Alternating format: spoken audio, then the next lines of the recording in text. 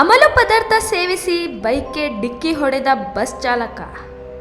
ಬಂಟ್ವಾಳ ಸಂಚಾರ ಪೊಲೀಸ್ ಠಾಣಾ ವ್ಯಾಪ್ತಿಯ ತುಂಬೆ ಎಂಬಲ್ಲಿ ಅಮಲು ಪದಾರ್ಥ ಸೇವಿಸಿ ಬಸ್ ಚಲಾಯಿಸಿದ ಚಾಲಕನಿಂದ ಅಪಘಾತ ಸಂಭವಿಸಿ ಬೈಕ್ ಸವಾರರಿಬ್ಬರು ಗಾಯಗೊಂಡ ಘಟನೆ ನಡೆದಿದೆ.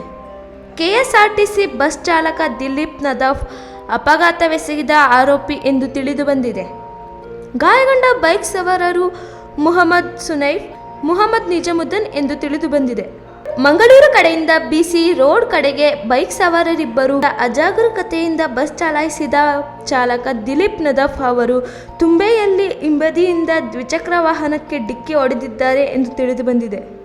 ಡಿಕ್ಕಿಯ ರಭಸಕ್ಕೆ ಬೈಕ್ ಸವಾರರಿಬ್ಬರು ಕೆಳಗೆ ಬಿದ್ದು ದೇಹದ ಅಲ್ಲಲ್ಲಿ ಗಾಯಗಳಾಗಿವೆ. ತಕ್ಷಣ ಅವರನ್ನು ಮಂಗಳೂರು ಖಾಸಗಿ ಆಸ್ಪತ್ರೆಗೆ ದಾಖಲಿಸಲಾಗಿದೆ.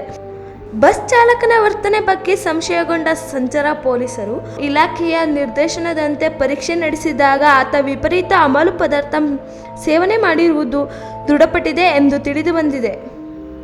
ಘಟನಾ ಸ್ಥಳಕ್ಕೆ ಬಂಟ್ವಾಳ ಸಂಚಾರ ಎಸ್ಐ ಸುತೇಶ್ ಭೇಟಿ ನೀಡಿ ಪರಿಶೀಲನೆ ನಡೆಸಿದ್ದಾರೆ.